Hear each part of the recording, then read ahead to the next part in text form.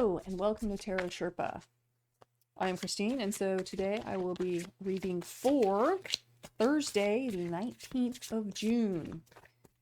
And let's talk about luck.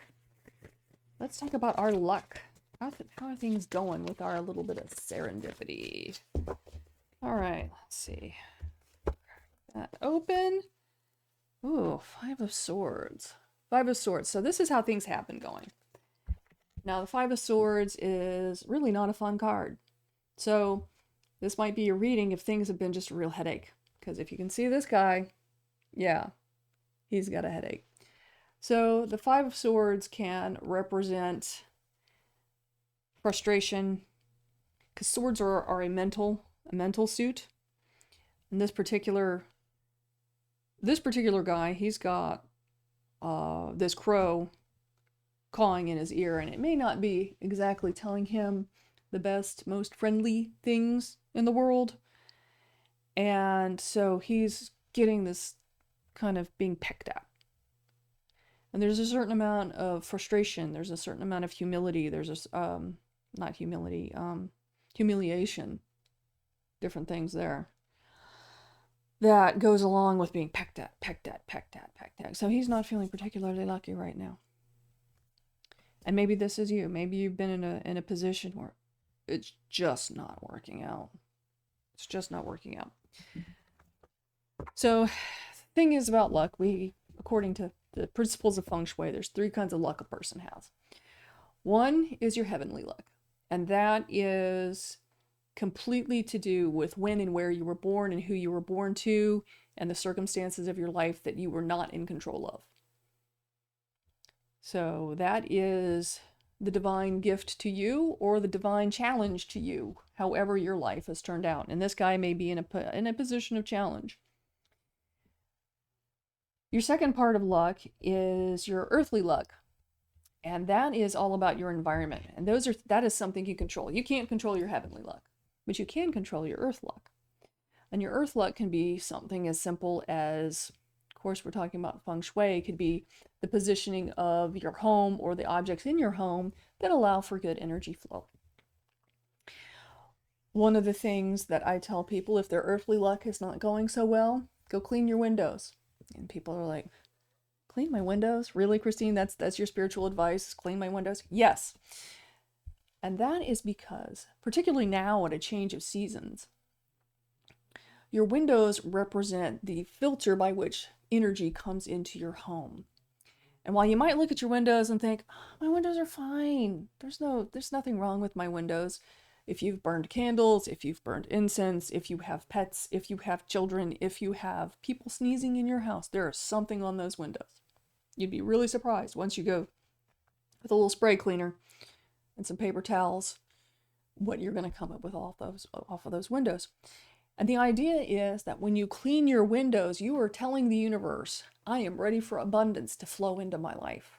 If you can clean the outside of your windows too, even better. But if all you can get to is the inside, clean the inside of your windows, because the action of opening that filter for more abundance to come in your life is going to uplift your energy. It's going to uplift your life.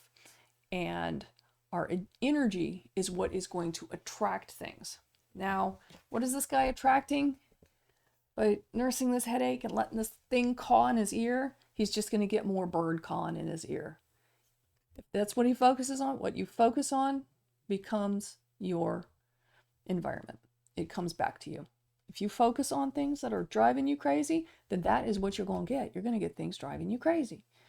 If you focus on maybe that one little thing that went right, that helpful person that let you have a seat on the bus, or the helpful person at the checkout that said have a nice day and actually meant it. Just find that one little thing. Find that one thing to be grateful for. And more things to be grateful for will come into your life. So, not starting out from a really great place here as far as luck, but things can get better. All right, next card. Serendipity. We need some serendipity here. On the back. All right, Seven of Swords. Got more swords here. Okay, Seven of Swords. So the Seven of Swords, this guy has had a need to go collect some feathers, and this crow, same crow, could be the same guy, maybe not the same guy, but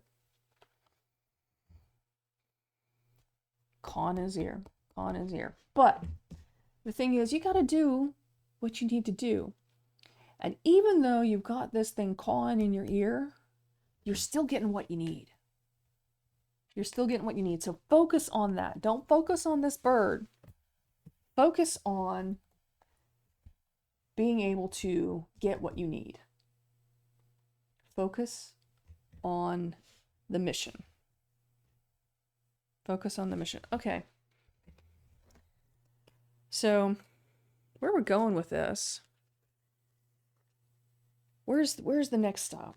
Where are we going? I mean, this guy is clearly, oh, yeah. This guy's clearly on the move, and here's where he's heading. He's heading towards the Wheel of Fortune. Not just a game show, folks. It's a tarot card. So the wheel says that things are always in motion. We're always moving around. And if you're up one day, you could be down another. If you're down one day, like this guy over here, things are going to go up. Focus on what's up. Focus on the higher.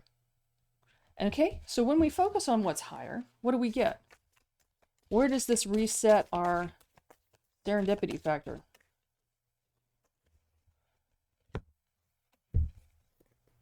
Queen of Pentacles. All right. So when we focus on the things that help us, that lift us up, when we focus on things that are uplifting, we go from, oh my God, I've got a headache, to, I have got this. I have got everything I need. I mean, remember this guy over here, he was fortunate enough to get everything he needs. You can get everything you need. When you get into a space of being able to appreciate, yeah, my needs are met. I am the queen. I can take care of some stuff. I can take care of some things, because that's what the Queen of Pentacles does. Queen of Pentacles is a person who takes care of things in the material world.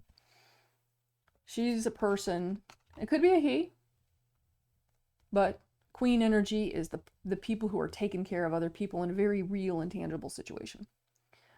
And so you focus on the upside and you find out you are not taking just care of just yourself, because this is a good card for self-care as well. Take care of yourself. Got to put your own oxygen mask on before you can help your neighbor on the airplane, right? But yeah, she's in a place where she can take care of it all. All right, next card. Let's spin. Where's the wheel going to spin? The Emperor. Power. This is a powerful card right here. The Emperor. So, cards associated with Aries.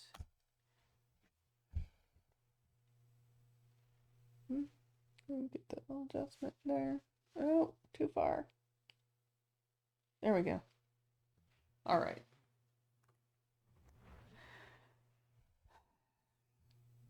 So the Emperor he's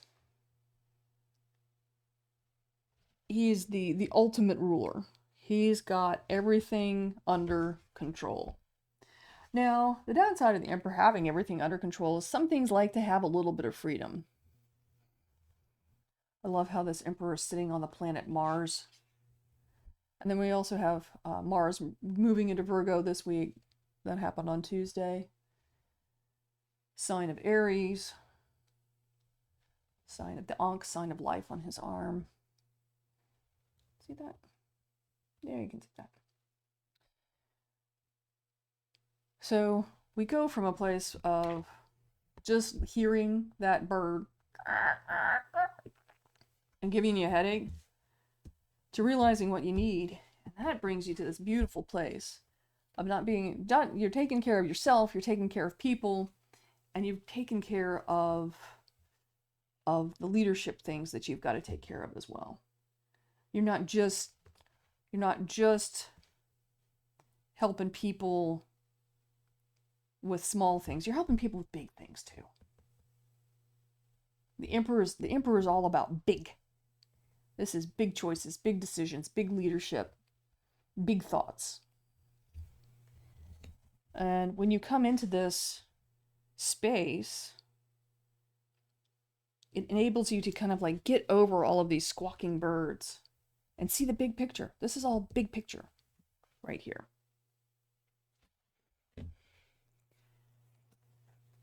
Advice for the emperor. Advice for the emperor. 10 of Pentacles, 9 of Pentacles. Okay. So, looking at this Emperor card as things are getting, you're getting the big picture, getting above all of this squawky nonsense, and getting things taken care of. This is talking about 10 of Pentacles is generational contentment. Like more than just you. It's like, you know, you and your parents, you and your children, however your generations are lined out. This is deep and abiding contentment. It's out there. It's part of your luck. You can make this luck. You may not be able to pick your family, but you can certainly find paths towards contentment. Sometimes paths toward contentment means not talking to certain members of your family sometimes, and that's hard. A hard thing to do, but sometimes you have to do that. But there's enough there, enough other avenues there to where deep contentment is definitely possible. And then the 9 of Pentacles is a card of success through consistent effort, through discipline. Because we have this woman here, and she's got her trained bird here. Most cards it's a falcon. That could be a falcon. I'll go with it. Or a hawk. But in order to train one of those birds, those were, you know, a wild bird, and you have to have a lot of special training and licensing and all that to be able to do that. So there is a consistent effort to be trained to do that. And then to actually train a bird takes a lot of consistent effort, discipline, hard work, and it pays off. Getting what you need will pay off, especially if you're able to get in that mental headspace of thinking, I've got what it takes, and I've got everything I need to take care of this, myself and others. And then boom, just this explosion into success. And we've got the Emperor here, highly successful. 10 of Pentacles, highly successful. And it could be your chosen family, not necessarily your birth family, but your chosen family, the people that you choose to surround yourself with here. These are the people that share your vision, whether they be blood family or not. These are the people that share your vision, share your ideals, share your values right here. And coming through from something that, wow, you just haven't felt real lucky lately. Taking care of what you need to take care of, finding ways to be grateful, boom, moves you into this whole other flow of energy. And kind of like what I was saying before when we're talking about luck, you can't pick your heavenly luck, but you can pick your earth luck, and you can pick your energetic luck, your human luck. This is part of your human luck right here. That you know, surrounding yourself with people that share your values. That's human luck. That's choice. That's something you can influence. And, you know, taking charge of your situation. Taking charge of yourself. Taking charge of your human luck and your earth luck. You take those 2 steps.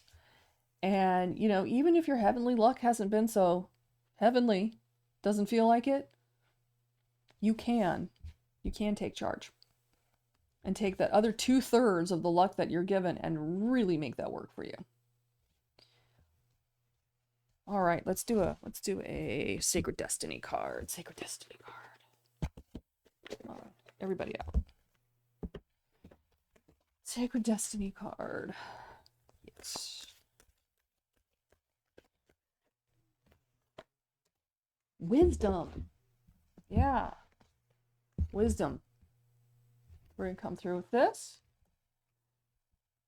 Wisdom coming through with that Emperor.